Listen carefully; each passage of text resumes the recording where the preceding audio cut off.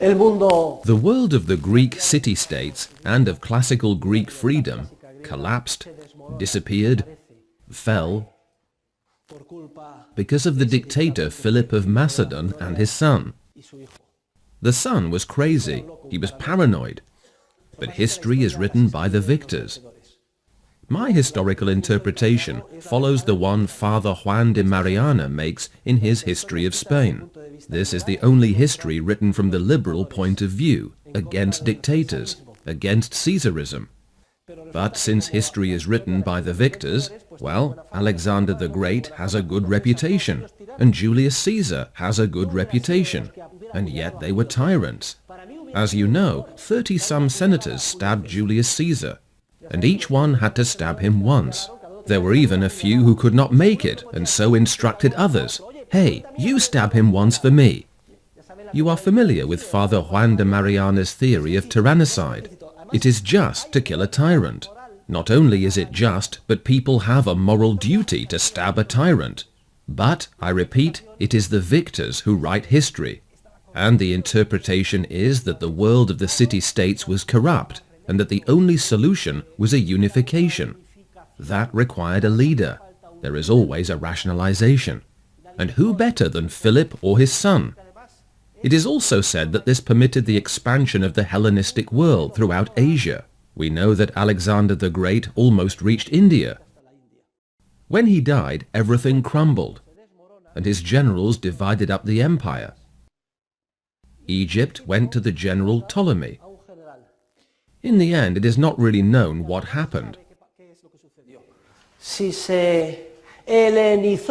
Whether the Eastern world was Hellenized or the Hellenistic world was Easternized. It was more the latter, because ultimately the Ptolemies in Egypt surrounded themselves with the aura of the pharaohs.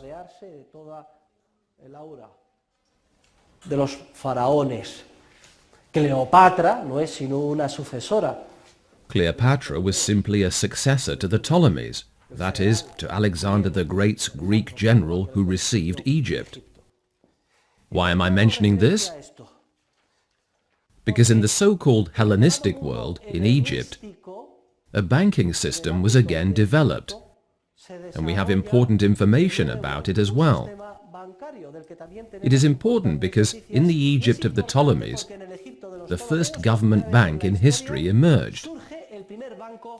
There was a state-owned bank based in Alexandria, and numerous private bankers operated alongside it. An incomplete document was found which contains daily account records of a rural bank and shows that money was deposited in the bank by linen merchants, textile workers, tailors, silversmiths, goldsmiths, and even a tinker, and a highly sophisticated, in fact almost a double-entry accounting system emerged in the Hellenistic world. So, conclusions about Greece and the Hellenistic world. The first documents revealing the wrongdoing of bankers. The first documented case of a bank bailout system in Ephesus. The privilege of not returning deposits for 10 years. The first government bank in Alexandria, in the Egypt of the Ptolemies.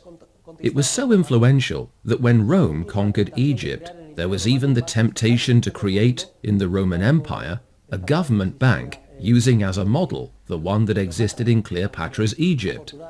However, fortunately for Rome, that never happened.